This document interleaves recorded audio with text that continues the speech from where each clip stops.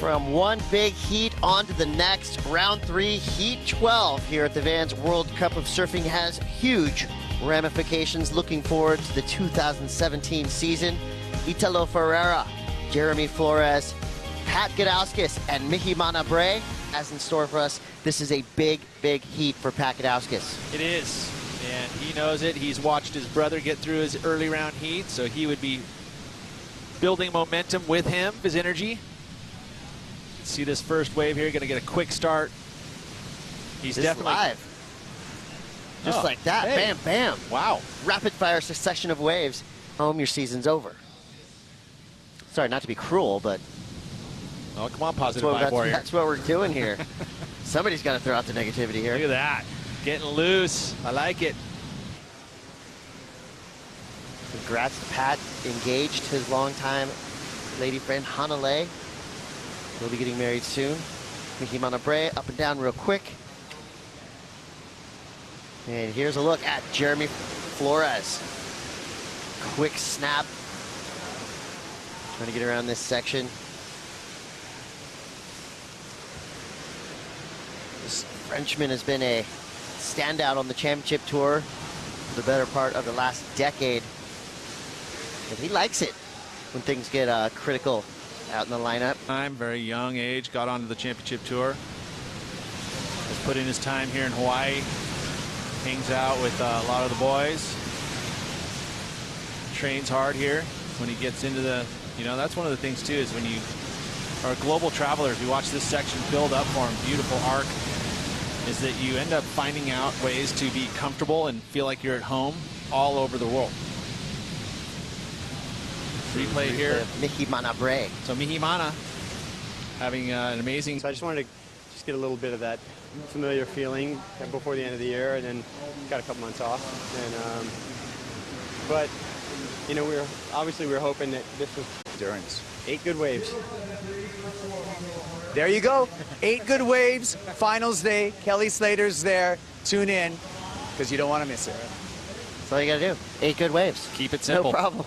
Well, I mean, that's the truth of it, really. Keep it that simple. Oh, Kelly Slater. Don't keep it complicated. When he feels comfortable, watch out, world. But during that interview, flurry of activity. Mihimana Braye now on his back end, finishing up his wave.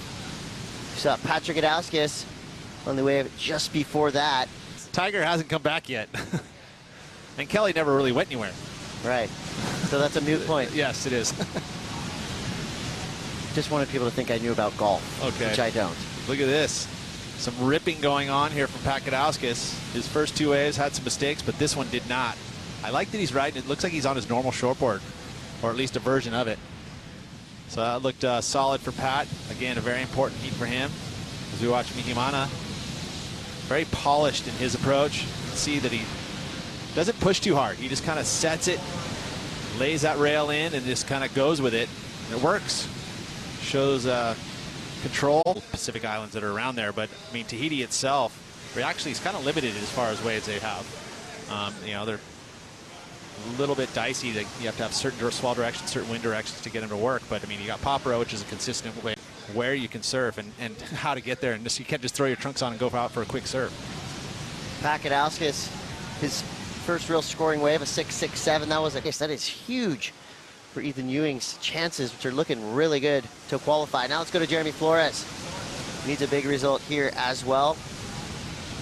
Sitting at 6th on the QS, 33rd on the CT, so he's going to be relying on these QS points to re-qualify. 20,450 points, which again, it's just, you get around that 20,000 mark, you're pretty safe. He's right there as we watch this beautiful turn, a nice connection with the lip there. That's difficult to do.